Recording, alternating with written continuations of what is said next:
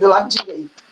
Então, pessoal, aqui eu vou dar aquele mesmo exemplo que nós demos. Tá dando para ver? Se não estiverem vendo, por favor, mandem me dizer. Certo?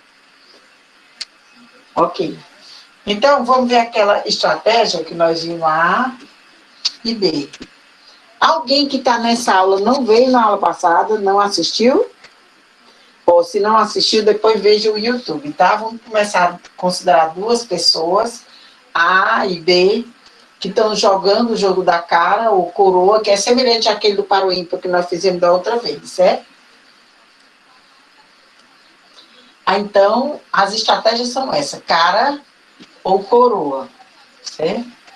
Aí vamos supor, né, como nós fizemos na aula passada, que se A escolher cara, certo? Se sair para ela cara, quando ela flip the coin, né, joga a moeda para cima, quando cai, se cai cara, ela ganha R$1, certo? Se cair cara para B, ele perde R$1. Ou seja, ele dá para A R$1, certo? Já aqui, para se sair cara e B sair coroa, A perde R$1 e B ganha R$1, certo? Se A for coroa e B cara, A perde R$1 e B ganha R$1. E aqui é o contrário também. Se A for coroa, A ganha R$1 e B perde R$1. Pronto. Vamos ver, porque sempre a gente está recapitulando tudo, né? Primeiro, se esse jogo tem estratégia dominante. A gente viu que estratégia dominante é aquela estratégia que, independente do que o outro faça, um jogador deve sempre seguir, querer escolher essa estratégia, certo? Então, se A escolher cara, o que é melhor para B? Para B é melhor escolher coroa, porque um é melhor do que dar um. Receber um é melhor do que dar um, certo? E se A escolher coroa, o que é melhor para B? É melhor para B escolher cara. Então, não existe estratégia dominante para B. B, a estratégia melhor para B depende do que cair para A. Né? A mesma coisa, como esse jogo é simétrico, você pode entender que para A também não existe estratégia dominante, certo? Agora, vamos ver se existe equilíbrio de Nash em estratégia pura, que é um conceito totalmente diferente da estratégia dominante. O conceito de equilíbrio de Nash é o seguinte, é aquela estratégia que você toma, que você decide por ela, baseado na sua expectativa, na expectativa que você tem da decisão do seu oponente, certo? Você lembra quando a gente estava falando naquele dilema do prisioneiro? Diz, é uma estratégia que um se coloca no lugar do outro, ele pensa, o que é que fulano, ele pode, então como existe o risco, ele toma uma estratégia que no final não dá nem o melhor resultado. Pois esse é o conceito do equilíbrio de Nash, certo? É a estratégia possível baseado no que cada um acha do seu oponente, certo? Então vamos ver se existe. Se A escolher cara, é melhor para B escolher coroa, porque um é melhor do que menos um.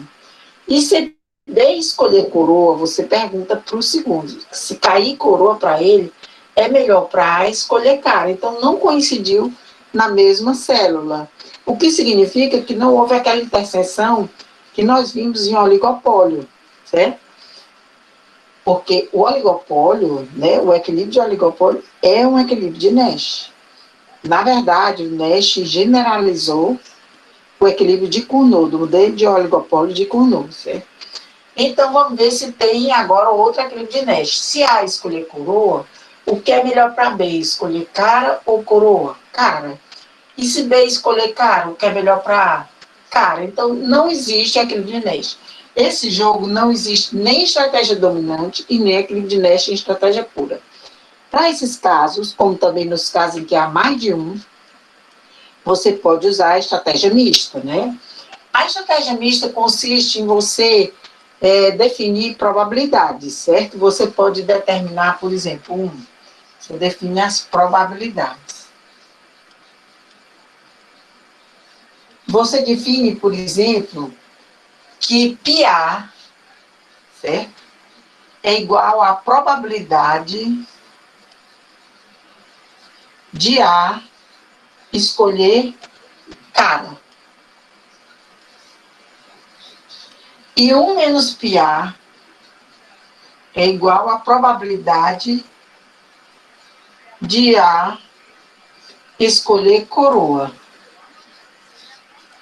Você define essas probabilidades, certo? E πB é a probabilidade de B escolher cara. E 1 menos πB é a probabilidade de B escolher coroa. Pronto. Aqui dentro, você sabe que dessa matriz você tem os payoffs, ou ganhos, né? Que é isso que significa internamente, certo? Agora você vai saber quais são os resultados que cada um vai receber. Aí, então, o item 2, dá para enxergar eu botando lá em cima? Se eu não enxergar, me digam, tá? Vou botar no item 2. Quais são os resultados? Veja bem. O resultado, né, você pode colocar o resultado primeiro para A, depois para B, certo?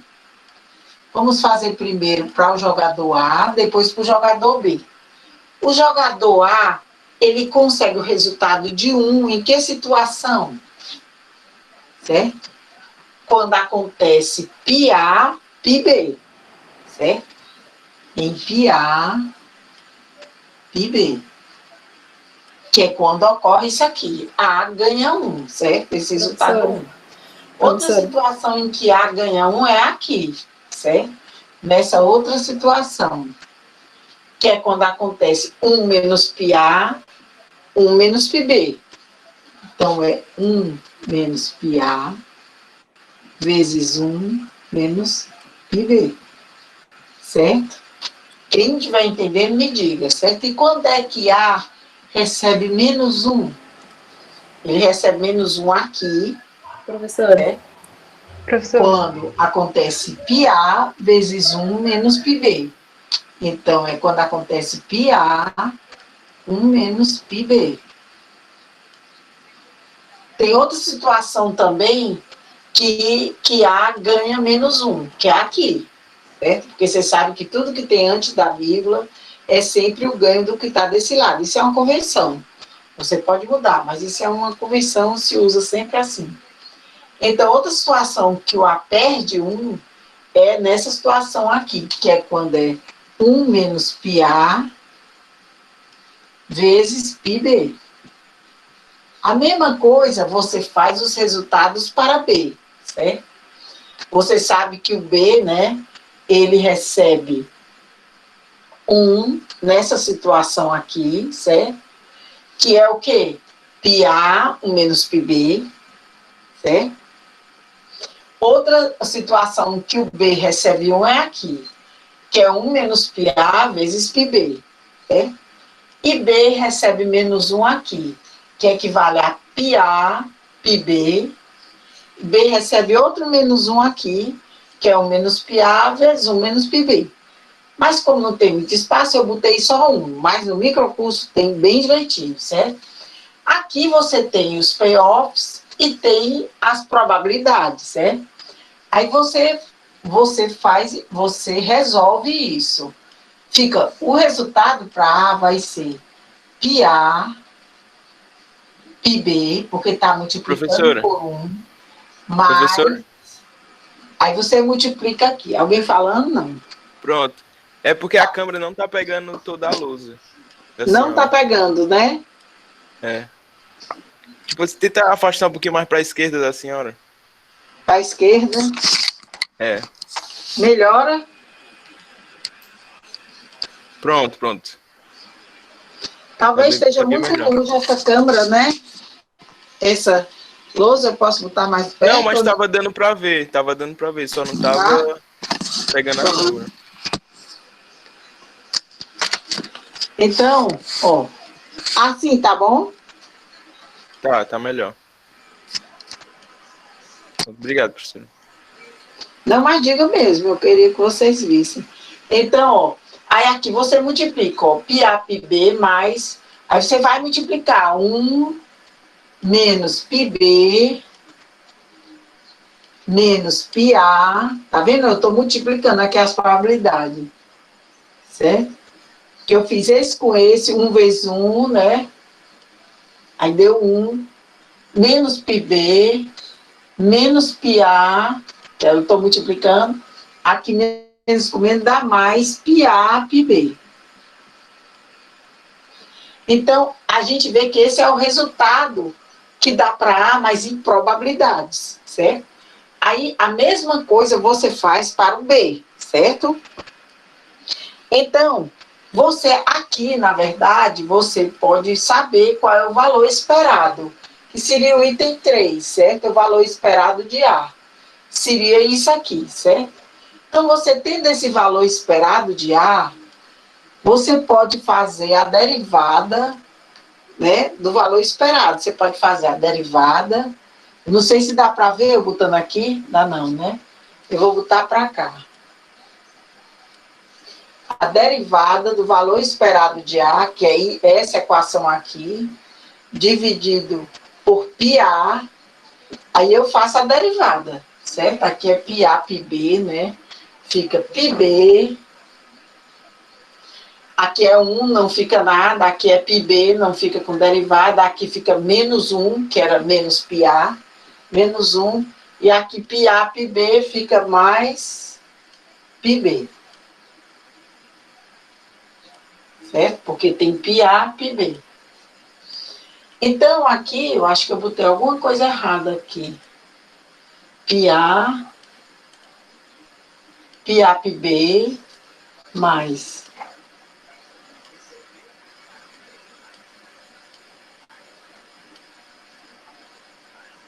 πA, πA,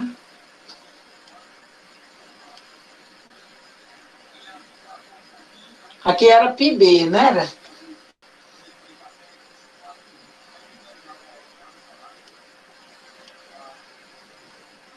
Mas aqui eu fiz só para o 1. Eu tinha que somar, ó, com menos 1, fazer a mesma coisa.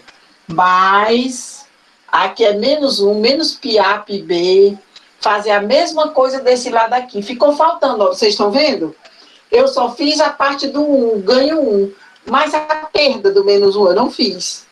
Então, eu tinha que fazer esse outro para fazer o valor esperado de A.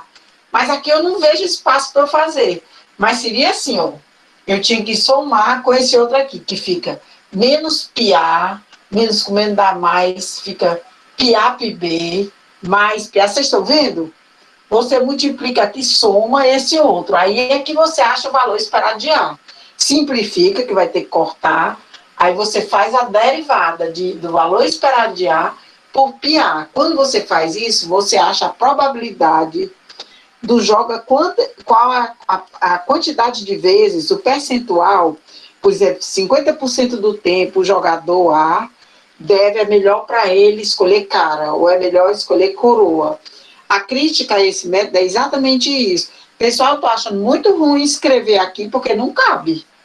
Mas eu botei o passo a passo, que eu devia ter botado aqui. Eu não sei se dá para eu mostrar aqui. Deixa eu ver se dá.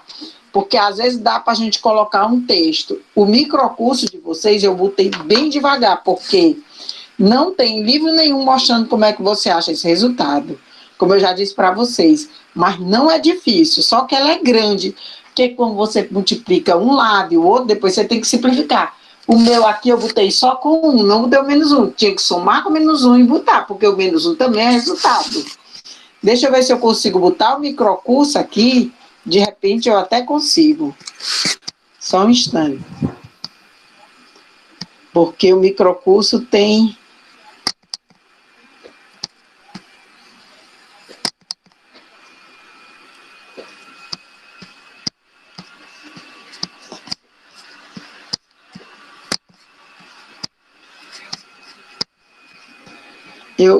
Eu não sei se dá para vocês verem, dá?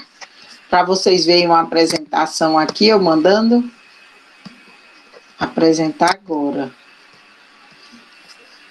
Uma janela.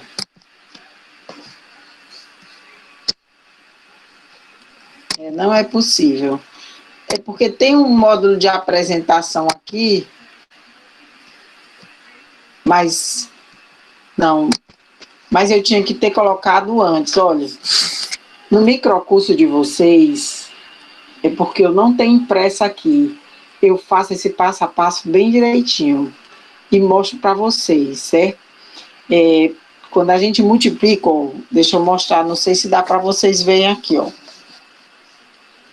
Ó, esse aqui do cara ou coroa, acho que não dá para vocês verem, ó. Você multiplica um e o outro. A mesma coisa você faz para o B, certo? Para o B você faz do mesmo jeito. Aí você bota, ó, fica... no caso do A, vocês, eu não sei se vocês estavam anotando aí, fica... Quando ele ganha um, é πA vezes πB. Mas aí você soma com outro ganho, porque ele ganha um em duas situações. Fica 1 menos πA, 1 menos πB, que foi aquilo ali, né, que eu botei. Ele ganha menos 1 quando é 1 menos πA vezes πB, mais πA, 1 menos πB. Até isso aí deu para botar. Agora, os resultados foi que não deu, porque o resultado de 1 acontece duas vezes, aí você tem que somar, certo? Aí fica πA, πB, mais 1 menos πA, 1 menos πB, e também tem esse outro resultado, né, que é o menos 1, que é o menos πA, πB. A mesma coisa você faz para o B. Aí você chega aqui no item 3, que é o valor esperado. No valor esperado, você soma tudo. Você soma o 1 que ele ganhou e o menos 1. Aí você tem que simplificar, que fica muito grande a linha. E você simplifica. Quando você simplifica, ao máximo, aí você chegou a um valor esperado em probabilidade. A multiplicação que eu fiz no quadro, certo. Eu vou colocar a multiplicação. Alguém está me pedindo a multiplicação. Talvez se eu apagasse esse jogo, né? Ou botasse esse bem pequenininho, talvez até desse, não era para eu fazer? Eu vou tentar fazer isso, então. Porque fica muito ruim eu mandar só para vocês irem no microcurso, né? Pode ser que vocês também não entendam vendo assim, sem escrever. Esse foi o motivo de eu querer a aula, porque essa parte é assim meio complexazinha e assim, meio difícil de entender sem fazer. E no livro não tem, aí por isso eu vou fazer, ó. A gente já sabe que o jogo é de cara ou coroa, que não tem estratégia, não tem aquele viés de estratégia pura, que a gente usa uma estratégia mista e que é um menos um, certo? Então, como eu não tenho um jogo aqui, primeira coisa você tem que dividir assim. A primeira coisa, você tem que definir as probabilidades. Depois disso, você vai saber o ganho. O ganho é o payoff, né? O resultado para cada jogador. E a terceira coisa que você faz é o valor esperado, certo? Que é o terceiro item, certo? Você faz esse resultado, eu acho que está todo mundo vendo aqui, né? As probabilidades você só define. Você considera que... Entra assim, você faz uma definição, por exemplo, você considera que πA é a probabilidade de A jogar cara nesse jogo das moedas, né? E 1 menos πA é a probabilidade de A querer coroa. Pronto. Aqui eu estou tentando reduzir espaço, né? Que essa parte eu já vi. πB é a probabilidade de B escolher cara. E 1 menos πB é a probabilidade de B querer coroa. Então, na verdade, já foi definido isso aqui. A gente pode ver os resultados, certo? Eu vou apagar os resultados e botar mais perto, porque eu poupei espaço.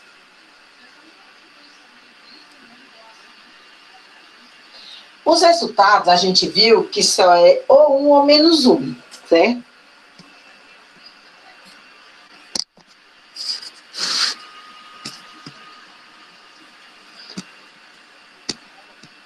Não está vendo a câmera, não? Alguém disse a câmera. Por quê? Não está aparecendo? Não dá para ver? Vocês estão vendo? Não está pegando tudo. Assim piora, né?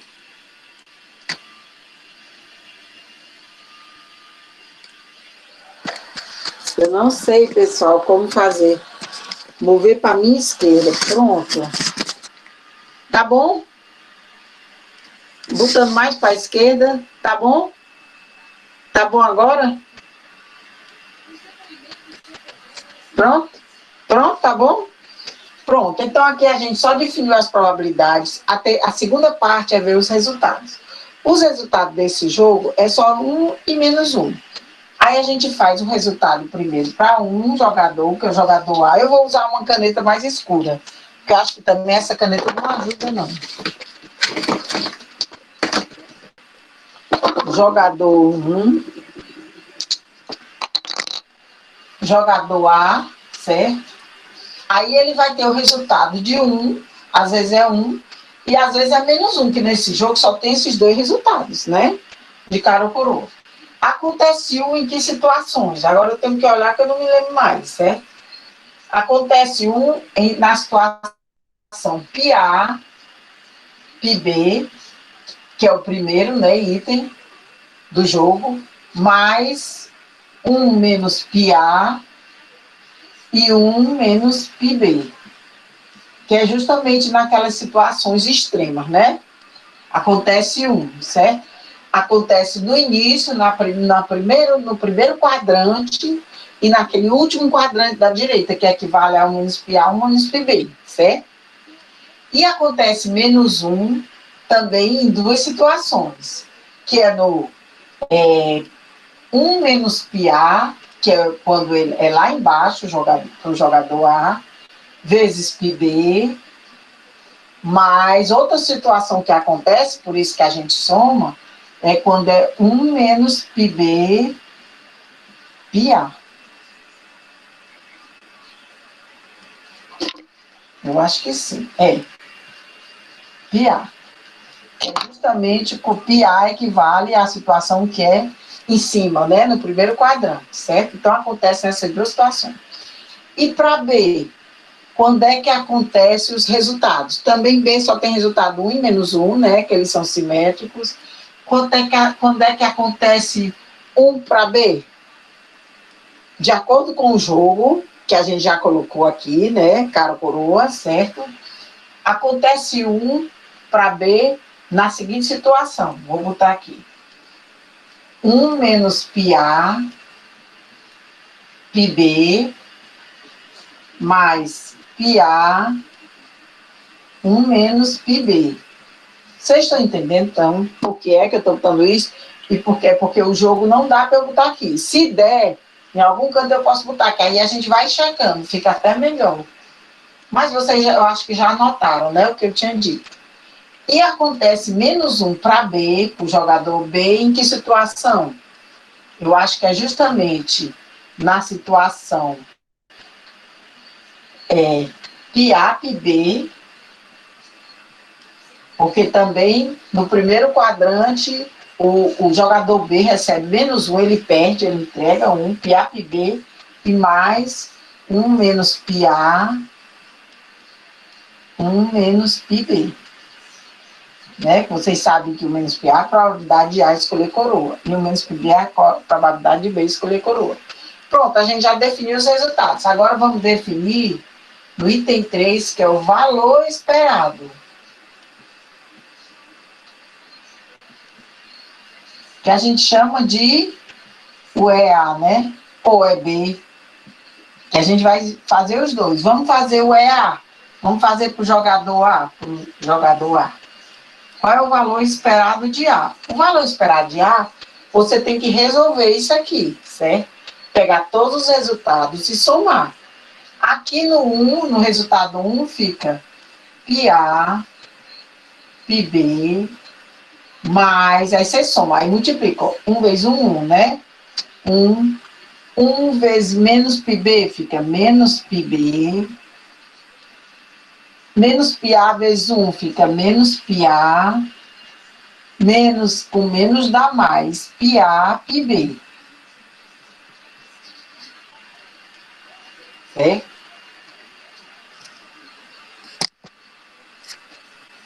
Então, esse é o valor esperado de A, mas só para 1. A gente tem que somar com o resultado quando é -1, porque esse é o resultado dele também.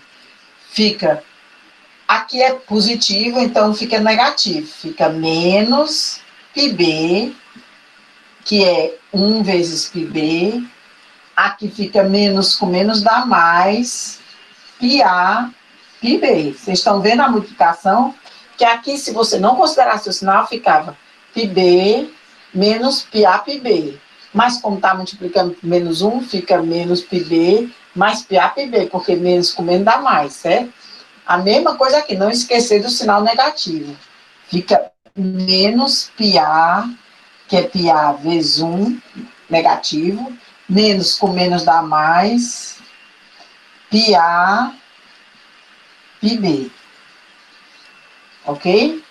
Então, esse é o valor esperado de A, mas ele está muito longo, dá para você diminuir, porque você vê, ó, que isso aqui é πa, πb. Isso aqui também é πa, πb. Esse aqui também é πa, πb. E esse aqui também é πa, πb. Então, a gente tem 4 πa, πb. Então, o valor esperado de A é igual a 4 πa, πb. Tem um mais um aqui, mais um, menos πb, menos πa, mas tem outro πa aqui.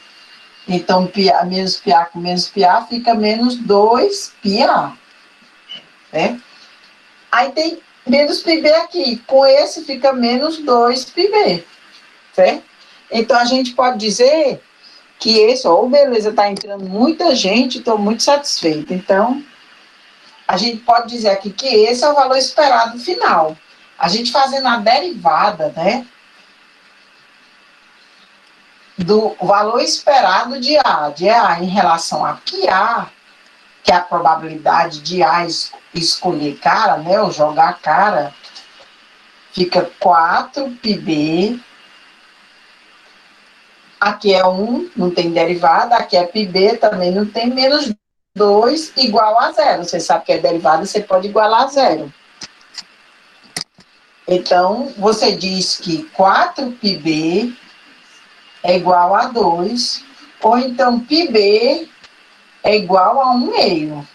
Então, aqui está dizendo que a probabilidade do jogador B jogar cara, porque nós definimos que πb é a probabilidade de B jogar cara, certo? É a metade do tempo do jogo. É 1/2, certo? Ou 50% do jogo, certo? A gente fazendo a mesma coisa com relação ao valor esperado, fazendo a derivada em relação a πb, a gente encontra que a probabilidade de A escolher cara é também 50%. É como se dissesse, nesse jogo, o equilíbrio de Nash aqui, o jogador A, 50% do tempo escolha ou caia para ele cara, é o melhor equilíbrio. E 50% do tempo coroa. A mesma coisa para o jogador. Isso para esse jogo. O objeto de crítica é exatamente isso. É porque para a empresa isso é como se você pudesse jogar. Você estivesse arriscando sempre, né? Usando probabilidades. Né? Mas o que foi... A ideia do Krebs era provar que sempre vai existir um equilíbrio. Nem que seja através de probabilidade, quando não é possível definir um equilíbrio de Nash em estratégia pura, certo? Existem outros exemplos, como aquele jogo conhecido que eu mostrei na aula passada para vocês, que é a Batalha do Sexo, e que você também pode resolver assim, já que ele não tem um único equilíbrio de Nash, sim mais de um. E nesses casos, então, que não tem nenhum, você sempre usa o equilíbrio de Nash em estratégia mista, certo? É um pouco longo para fazer, mas na verdade é bem simples. Nas provas da Ampeg, eles só dizem esse final, a probabilidade de B jogar cara é... Aí ele diz 1/3, 1/5, aí você tem que saber essa probabilidade aqui. Só por isso que é bom você saber, e como nenhum livro diz esse bem assim com esse passo a passo, é importante que você saiba fazer. No microcurso, que é aquele resumo que eu preparei para vocês, tem detalhadamente isso. Tem outros exemplos também. E nos exercícios que eu mandei, tem exercício de estratégia mista também. Tem um, inclusive, da prova da Ampeg.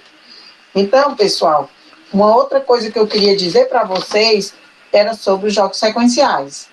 Na aula passada, nós falamos sobre os jogos sequenciais, que é um tipo de modelo semelhante ao modelo de oligopólio de Stackelberg, em que há uma empresa líder e uma empresa seguidora, as seguidoras, sabe? Antigamente, eu às vezes citava como exemplo de empresa líder a Apple, mas hoje em dia a gente nem pode mais dizer, porque a Samsung também é tão forte que eu não posso mais definir assim. Eu não me lembro nem um exemplo atual de uma empresa líder e seguidora, mas eu sei que tem algumas, por exemplo, no ramo de biscoitos, né? Existem algumas que são consideradas líder, a Fábrica Fortaleza é considerada, certo?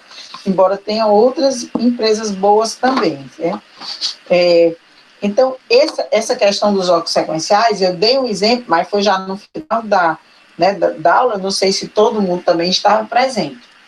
Alguém quer fazer alguma pergunta sobre a estratégia mista antes da gente passar para os jogos sequenciais? Tá ok? Deu para entender? Deu para vocês? Olha, eu vou pedir uma coisa para vocês. Vocês olhem no microcurso, que está no CIGAR de vocês, é o primeiro item que tem do plano de aula. Aí vocês entram nessa parte de estratégia mista, porque quem for fazer a prova é uma questão dada. E antes que você for fazer concurso, você é bom saber, porque também é uma coisa que ajuda. E é bom você saber, né, que existe essa estratégia mista. Então, você dê uma olhada. Se você tiver dificuldade, que realmente eu botei com muito detalhe, até mais do que aqui. Se você souber, assim, tiver alguma dúvida, você manda para mim, tá bom? Por e-mail, tá? Então, eu vou agora passar, né, para os jogos sequenciais, certo? Os jogos sequenciais, que são aqueles que eu já comecei a falar, mas eu não falei de umas situações que é quando há uma ameaça por parte da seguidora, certo? É aquela pergunta assim, existe alguma forma, a líder, ela geralmente se dá melhor, porque ela parte primeiro. Não sei se vocês se lembram no modelo de Stackelberg, a líder sabe que existe a seguidora e ela, inclusive, coloca a função de reação na função de lucro dela, ou a função receita, né, se o custo marginal for zero. Então, ela sabe que existe as líderes, as seguidoras, a líder sabe e considera. Ela sabe, por exemplo, que, olha, eu vou escoar tantos por cento da produção nesse mercado e provavelmente as seguidoras vão escoar tanto. Ela tem uma noção disso, certo? Então, é muito bom, né? É muito importante, assim, você saber qual é a resposta, e a líder, ela se importa com isso. Mas, às vezes, a seguidora, como ambos os jogadores sabem os payoffs, né, os resultados, o que é que vai ter de ganho, às vezes a seguidora tem vontade de ter alguma forma, fica imaginando alguma forma de ganhar mais do que a líder, ou ter um ganho maior no resultado, né? E é isso que nós vamos mostrar agora. Antes eu vou dizer para vocês que essa questão de líder e seguidora foi muito usado quando começou a haver um grande avanço do grupo Walmart nos Estados Unidos e depois no mundo todo, né? Eu até já comentei, acho que em aula presencial para vocês, que o grupo Walmart é um grupo muito grande, né? E ele se instalava, eles usaram desde a década de 70 a estratégia de se instalar em pequenas comunidades. Nos Estados Unidos é muito comum você morar em cidades bem pequenas, assim, tipo de 100 mil habitantes, 60 mil habitantes, né? Tem um professor nosso aqui que está morando numa cidade bem pequena na Inglaterra. Eu, quando fui fazer doutorado, a cidade que eu morei tinha 120 mil habitantes. Era uma cidade pequena, né? Considerada, comparada assim com outras cidades. Com Fortaleza, então, nem se fala. E nessas cidades pequenas, em geral, tem aqueles mercadinhos em que as pessoas que têm esses mercadinhos são de famílias tradicionais do local, que todo mundo conhece, todo mundo se fala, pode comprar até fiado, né? Tem aquelas situações. E quando o grupo Walmart resolveu entrar, sempre fazendo essa política, ele resolveu não ir para grandes centros, se instalava em pequenas cidades. Quando ele entrava, era comum haver até passeata, as pessoas da população dele ficavam contra a empresa, sabe? Porque quando ela entrava, ela quebrava todos esses pequenos empreendimentos tradicionais familiares, todos, certo?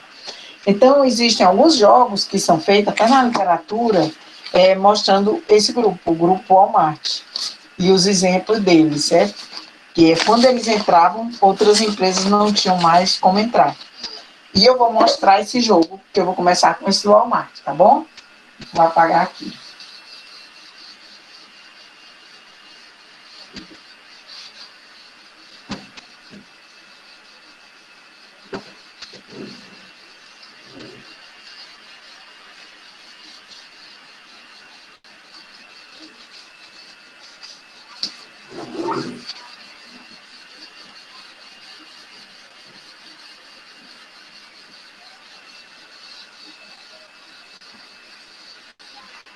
Então, pessoal, eu vou fazer um exemplo, né, de um jogo que tem muito na literatura, porque foi um objeto de análise, né, porque causava, assim, uma espécie de comoção nos locais, quando o Walmart começou a se instalar, e era assim o jogo, é um jogo sequencial, né, do Walmart, né, desse grupo, certo? O Walmart é considerada a líder, né, a líder, certo? E aqui ela ia entrar numa cidade, né, num local, no county, né, lá nos Estados Unidos, que eles se instalaram, né, que são os condados, que chamam no município condado, né, e eles podiam ter a opção de entrar naquele local ou não entrar.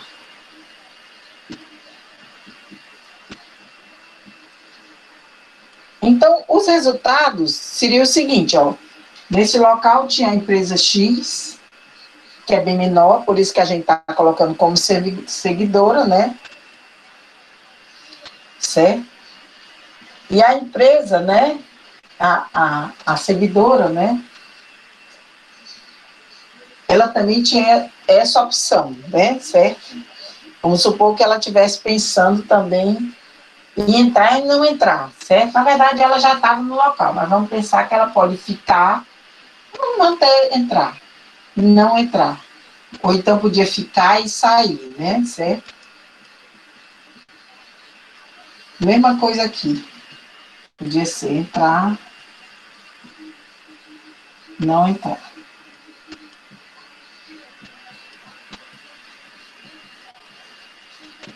Aqui são os payoffs, certo?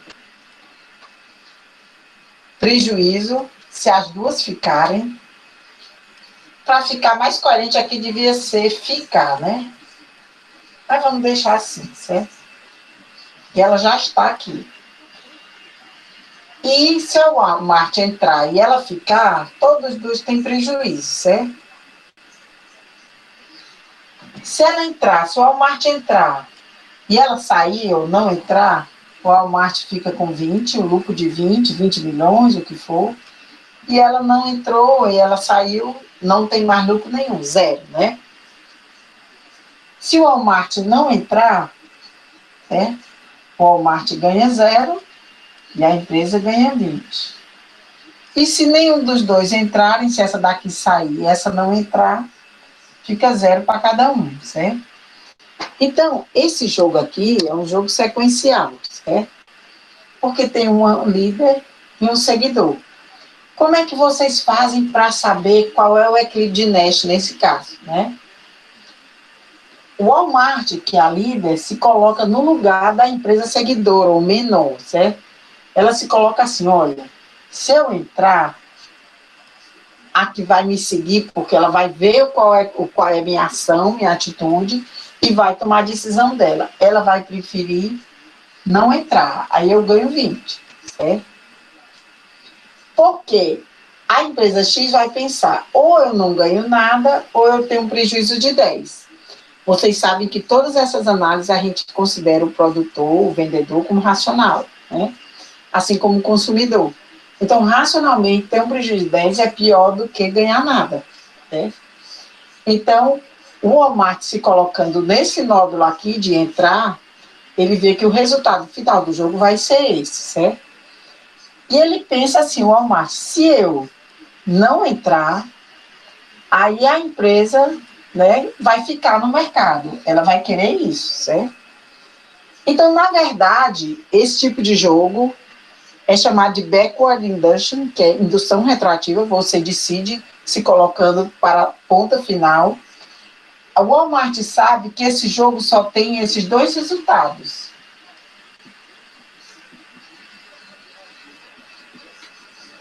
Ou ele entra, ou ele não entra. E ele sabe que se ele entrar, o resultado vai ser 20 e 0. E se ele não entrar, vai ser 0 e 20. Então, o Walmart resolve entrar. Mas a pergunta é, existe algo que essas pequenas empresas podiam fazer, ou essa empresa X, para que o resultado fosse esse? Que é o resultado se o Walmart não entrar. Bem, na prática, lá nos Estados Unidos, o Walmart sempre conseguiu entrar. No final, tinha algumas revoltas e tudo, que o governo interferia. Em algum lugar, ele não conseguiu entrar, mas todos os lugares que ele entrou, as empresas tiveram que fechar e recebiam 0, nadinha, né? Então, o resultado desse jogo seria um jogo esse. Mas existe algumas situações que será que é possível o seguidor reverter isso, certo? Será? Isso aí, quando uma empresa seguidora, ela pode fazer algum tipo de ameaça, mas a ameaça, né, tem que ser crível. Quer dizer, se ela disser que não vai mais fazer qualquer coisa, ela tem que provar isso. Em geral, as empresas usam essa estratégia fazendo divulgação, indo nos sindicatos ou então nos locais onde os empresários se encontram. Eles podem, por exemplo, uma empresa que fabrica alguma coisa para um fornecedor, dizer que vendeu aquela máquina que fabrica aquela determinada coisa que dava um payoff menor. E isso aí pode ser um estímulo, pode acontecer de haver uma reversão, mas se essa ameaça for crível.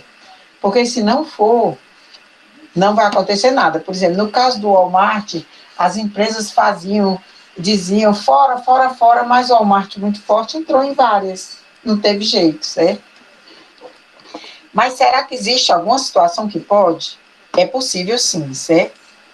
Então, eu vou dar aqui um exemplo de uma situação para a gente comentar sobre isso. Esse exemplo é tirado do livro de vocês. Eu não me lembro bem qual dos dois, mas se é do Pindico ou é do Wagner, mas tem esse exemplo, certo? E é sobre a ameaça crível ou não crível. É a ideia, né, de uma empresa que fornece motores para a indústria de montagem automobilística, né? Vocês sabem que atualmente várias empresas diferentes fazem partes de automóveis, né? E há contratos para isso, certo? Então, esse é o caso do exemplo. Aí tem uma empresa 1, certo? Tem uma empresa 1, que é a líder, que você bota sempre no topo do gráfico, dessa forma extensiva, que é a forma usada para jogos sequenciais. Aquela forma que a gente usou, que a gente colocou até a estratégia mista, né, do jogo de cara ou coroa, é muito utilizada para jogos simultâneos, certo?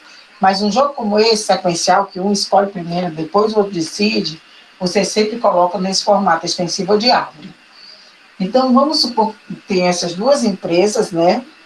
Uma empresa 1, que ela produz automóveis pequenos e automóveis grandes, né? E tem a empresa 2, que é a seguidora, que na verdade é uma fornecedora, certo? Ela fornece motores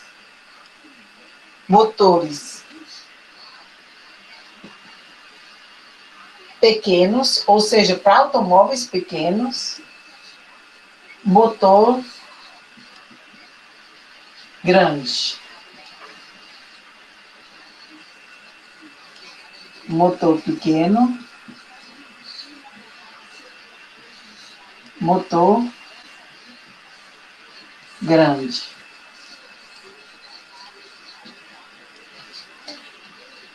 O payoff seria esse, 6, sempre o payoff está antes da vírgula, é para a líder. A seguidora sempre é o que vai depois da vírgula, certo? 1, 0, 3, 3, 8. Então, a líder se coloca nesses nódulos e pensa assim, se eu escolher produzir automóvel pequeno, eu vou perguntar a vocês, né, para ver se vocês estão prestando atenção. O que é que a 2 vai escolher? Produzir motor pequeno ou motor grande? Se ela escolher produzir motor pequeno, ela vai produzir 3 milhões, né? Se ela produzir motor grande, ela vai ganhar, o payoff dela vai ser 1 milhão. Então, 3 milhões é melhor do que 1 milhão. Então, o que é que a empresa 2 escolheria?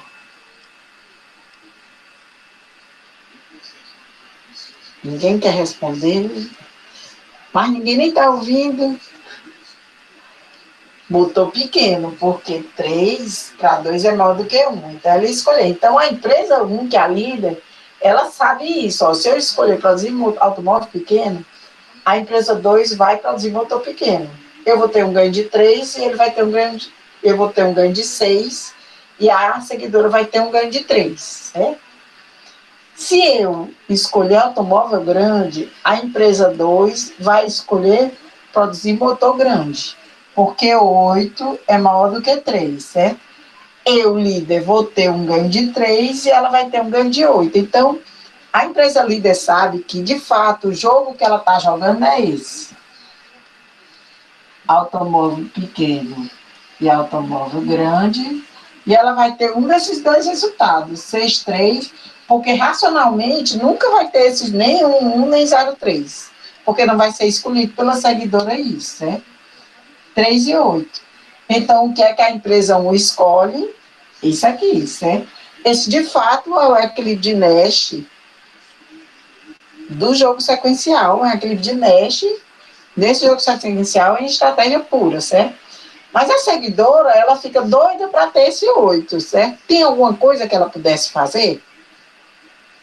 Será que existia algum tipo de coisa que a seguidora podia fazer? Ela podia, por exemplo, para ter esse resultado aqui, porque ele vai escolher produzir automóvel pequeno. Ela podia dizer que não ia mais produzir motor pequeno. Mas ela não bastava ela só dizer, comentar com colegas, mandar divulgar no jornal, alguma coisa assim. Ela tinha que realmente, pode se juntar com outra empresa pequena e tentar mudar. Pois é, ela pode tentar mudar, principalmente, aí ela tem que fazer uma coisa que é uma ameaça crível. Ela pode se juntar com outra e dizer, olha, todas as empresas, elas não vão produzir motor pequeno, nós só vamos produzir motor grande. E ela tem que dar um jeito de vender a forma que ela produz esse motor pequeno, para que a empresa 1 seja levada a produzir automóvel grande. Mas essa ameaça tem que ser crível, porque se não for, a empresa, como todos são racionais, os jogadores, ela sabe que jamais a empresa 1 vai escolher produzir automóvel grande, para ela não ter esse resultado, certo? Então, a melhor resposta para a empresa 2, né, seria essa, ganhar 3 e 8, né? A seguidora, ela, na verdade, ela teria como, se ela vender todos os motores pequenos, né, e anunciar isso, assim, mais de forma que todo mundo tomasse conhecimento, seria possível, mas é muito arriscado, né? Para fazer isso, significava, né, que ela não ia mais, né, isso aqui, ela, os motores grandes, isso aqui, o jogo não ficaria mais assim. Ela tinha que jogar e dizer assim, olha, eu quero esse resultado, então eu não vou mais produzir motor pequeno, certo? Então, em motor pequeno, ela não ia receber nada, ia ficar 0 no motor pequeno, né?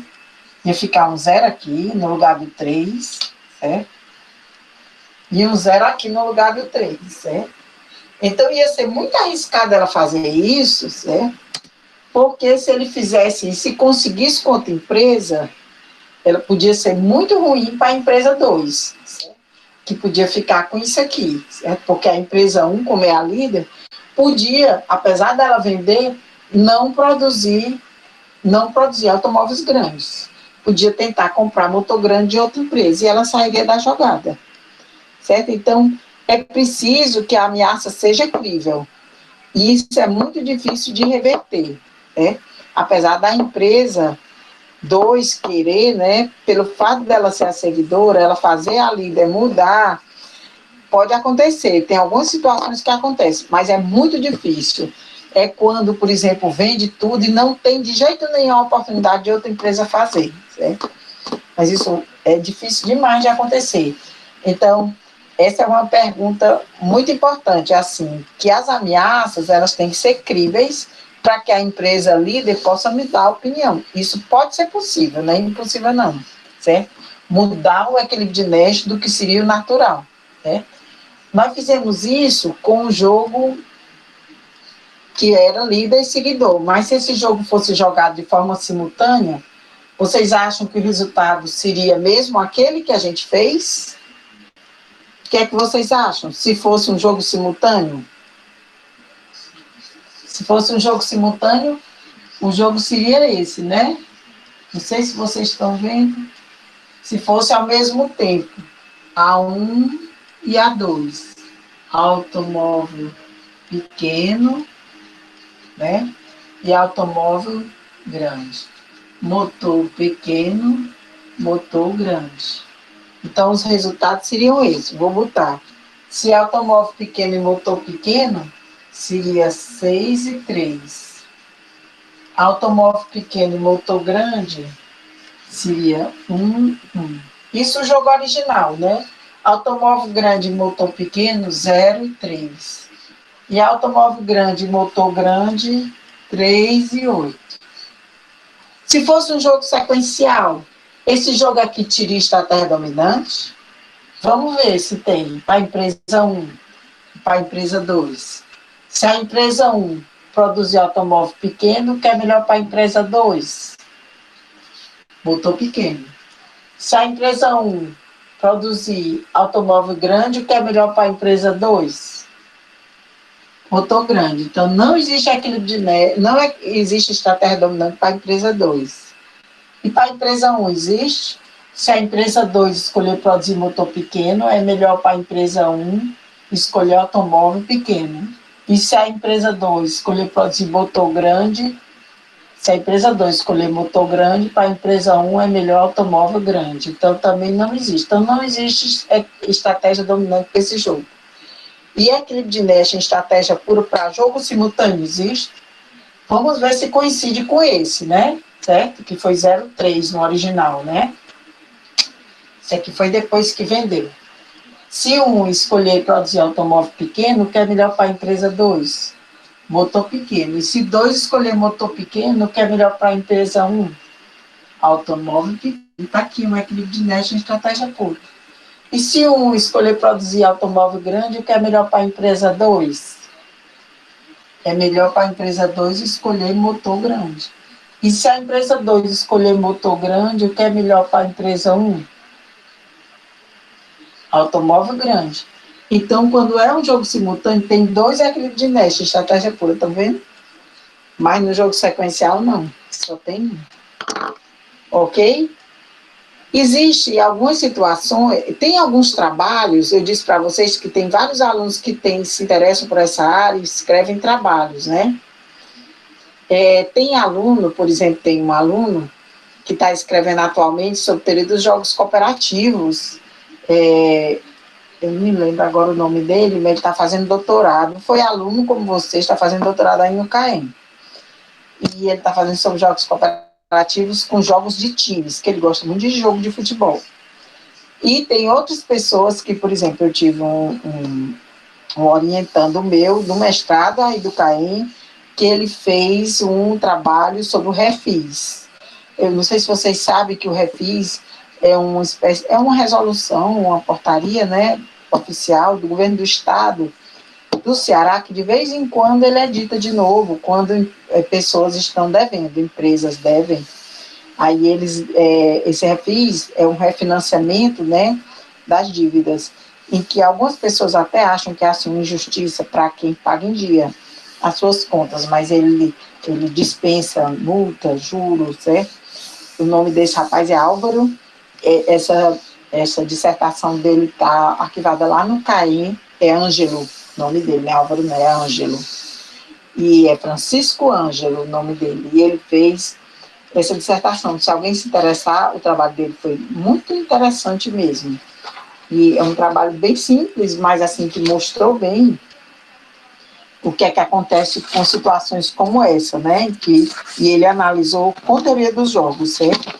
Aí eu tô vendo aqui outras situações para mostrar para vocês, né?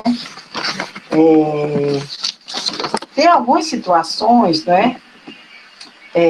Tem alguns exemplos de... Tem vários exemplos, tem alguns até que está no que eu mandei para vocês, na lista de exercícios, né? Esses jogos aqui desse tipo são chamados de jogos dinâmicos.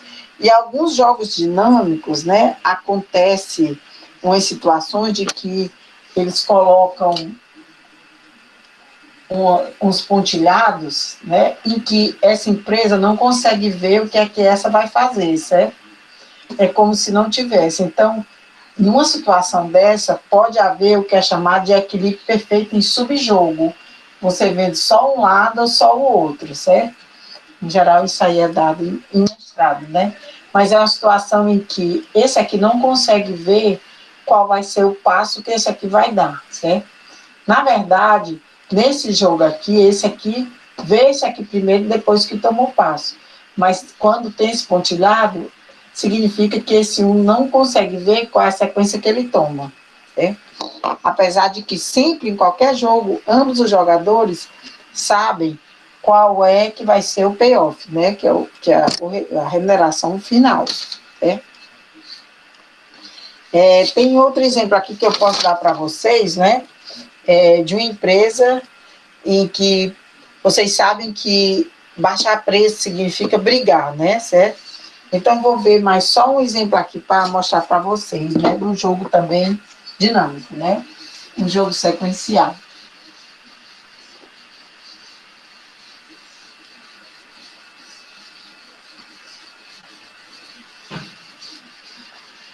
Quem gostar muito dessa área, né? O livro da gente, de graduação em geral, eles dão só o início, né? A não ser o pessoal que já estudou ou fez o curso Teoria do Jogo, vai ser até ofertado no próximo semestre, é muito bom. Mas quem gostar muito, tem um livro bom, Teoria do Jogo, eu vou mostrar aqui para vocês, tá?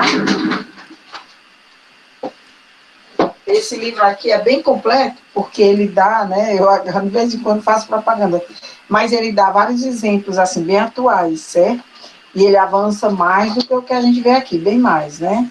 É um jogo, é um livro bem interessante, tem uns recortes, assim, que ele mostra, tem os resumos, ele tem uma boa teoria também, mas tem muitos exemplos, é muito bom, certo? Aí ele é cheio de exemplos, né, de empresas e tal. Então, quem gostar muito dessa área, algumas pessoas ficam querendo muito bem a ela, né? Então, podem avançar mais nesse livro. O nome do autor é Scott Bierman. Ele é conhecido como Bierman, e tem a edição aí, que é a tradução em português. Então, F1, vamos ver aqui, né, uma firma 1, que ela pode sair fora, vai ter 2 e 2 de resultado. Aí você pode perguntar por que ela saindo fora, né, out. Ficando fora, por que ela recebe 2? Porque isso aqui ela já tinha investido, sabe? Então ela ia ganhar de qualquer maneira vendendo o que ela já tinha investido. E pode ficar indo no mercado, né? E ela tem essa opção, tem uma empresa 2, né, a firma 2, que está no mercado, ela pode aceitar a empresa 1 que está querendo entrar, ou ela pode travar uma war, é uma guerra, né? Porque quando você resolve baixar preço, você trava uma guerra, né? Em geral, empresas, elas travam uma guerra baixando preço quando elas têm muito respaldo. Se ela for uma empresa pequena, não tem como fazer isso, certo? Essa empresa 2, ela já está no mercado. É como aquele exemplo que eu dei do Walmart, né? Das pequenas firmas. Aí tem esses payoffs aqui, certo? O que é que vocês acham que é o resultado desse jogo? Ela pode ficar fora, A empresa 1 vai ganhar 2, se ela sair. E a empresa 2 vai ganhar 2 também. A empresa 1 pode se acomodar ou aceitar. Ela vai ganhar 3, porque ela já é líder, e a 2 vai ficar com 1. Ou ela pode, né, a empresa 2 declara guerra, né? Aí as duas vão perder, todas as duas. Em geral, quando declara guerra e baixa o preço, as duas perdem, às vezes chega até prejuízo, certo? O que é que vocês acham que seria esse resultado? É? Como é que seria esse resultado? Vamos botar, se não fosse sequencial como era esse jogo, seria assim. Se esse jogo fosse um jogo simultâneo, você podia dizer que essa é a firma 1 e essa é a firma 2, né? E a firma 1, ela pode ter essas duas estratégias, ela ficar dentro ou sair, certo? E a firma 2, ela pode aceitar, que é o accept, né? Ou travar guerra com a firma 1, certo? Que está tentando entrar, né? Certo? Se a empresa 1 entrar e a 2 aceitar, a 1 ganha 3 e a 2 ganha 1. Se a 1 entrar e a 2 entrar em guerra, é 0, 0 que as duas vão ganhar. Se a 1 sair e a 2, aí não vai ter negócio de aceitar. O resultado vai ser 2 e 2, 2 e 2. Qual é o resultado desse jogo? Tem estratégia dominante? Quando é simultâneo, né? É sempre bom a gente ver. Estratégia estritamente dominante, vamos ver, né? De acordo com aquele conceito, é a estratégia que, independente do que o outro faça, um deve sempre fazer. Tem essa estratégia para a firma 1? Vamos ver. Se a 1 entrar, o que é melhor para a 2? Aceitar. Porque 1 é melhor do que 0. E se a 2 não entrar, o que é melhor, ou se a 1 não entrar, o que é melhor para a 2? Aceitar. Então a gente pode dizer, e também pode ser aqui também, aqui ou aqui, né? Pode ser aceitar ou guerra, que dá o mesmo resultado para 2. Então a gente pode dizer que aceitar é uma estratégia dominante para a empresa 2, certo? A gente pode dizer isso, né? Porque de qualquer forma os dois foi como se, independente do que algum faça, é uma estratégia que é sempre boa para 2, certo? Vamos ver se existe estratégia dominante para a empresa 1, certo? E para isso a gente pergunta para 2. Se a 2 aceitar, o que é melhor para 1? Entrar ou sair do mercado? Ou não entrar nesse mercado, né? Cair fora. Se a 2 aceitar, é melhor para 1 entrar.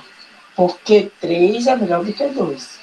E se a 2 declarar guerra, o que é melhor para 1? Para 1 é melhor ficar fora. Porque 2 é melhor do que 0. Então não existe estratégia dominante para a empresa 1. Só existe para a empresa 2, certo? Então existe uma estratégia dominante para a empresa 2, certo? Que é aceitar, mas não existe estratégia dominante para a empresa 1. Vocês concordam? Agora vamos ver se tem equilíbrio de Nash e estratégia pura para um jogo simultâneo. Se a empresa 1 entrar, o que é melhor para a empresa 2? Aceitar. E se a empresa 2 aceitar, o que é melhor para a empresa 1? Entrar. Aqui tem um equilíbrio de Nash, estratégia pura, não é? Certo? Porque está de acordo com o conceito. A estratégia é possível baseada na expectativa que cada empresa tem da decisão do oponente. Se a empresa 1 sair, o que é melhor para a empresa 2? Aceitar ou guerra, tanto faz, né? Se a empresa 1 sair, para a empresa 2 é indiferente isso aqui. A gente diz que são estratégias fracamente dominantes, né? Porque tanto faz, né? Um ou outro. E se a empresa 2 aceitar, o que é melhor para a empresa 1? Entrar. Aqui não forma equilíbrio de Nash. E se a empresa 2 declarar guerra, o que é melhor para a empresa 1? Sair. Então aqui tem 2 equilíbrios de Nash em estratégia pura para o jogo. Veja bem, para esse jogo simultâneo, certo? E o sequencial? Vamos ver. A empresa 1 se coloca no lugar da empresa 2. Ela pensa assim: se eu sair, vou ficar com 2, ok. Mas se eu entrar, certo? Essa 2 que já está no mercado, ela pode aceitar ou declarar guerra. Se ela aceitar, ela vai receber 1 e eu recebo 3. E se ela declarar guerra, ela não recebe nada, nem eu, certo? Então, o que é melhor para mim? Então, ela sabe, a empresa 1, que de fato ela só tem essas 2 jogadas. F1, certo? Ela só tem essas 2 opções. Ou ela fica in ou out. Dentro ou fora. Se ela ficar 1, ela sabe que o resultado vai ser 3 para ela e 1 para outra. E se ela ficar fora, o resultado vai ser 2 e 2. O que é que ela vai resolver? Isso. Então, esse é o equilíbrio de Nash, estratégia para o jogo sequencial. Ok? Entenderam? Acharam bacana? Legal? Que bom, tem 22 alunos. Estou feliz, viu? Vocês gostaram? Acharam bacana? Olha, dê uma olhada no material que eu mandei. Certo? Espero que vocês tenham gostado. Fique estudando o material. Eu não sei como é que vai ser no nosso curso. Obrigada, Alexia. O nosso curso vai continuar, mas a gente continua dando as aulas, porque a aula sempre é aula, né? Hoje foi ótimo o quórum. Fiquei muito feliz. Tinham 22 pessoas. Pessoal, muito obrigada, viu? Tudo de bom para vocês. Fiquem bem, fiquem em paz, certo? Contem comigo. Qualquer coisa, mande e-mail, eu respondo, tá? Eu estou trabalhando muito, porque nós estamos agora fazendo a oferta da disciplina, da coordenação, né?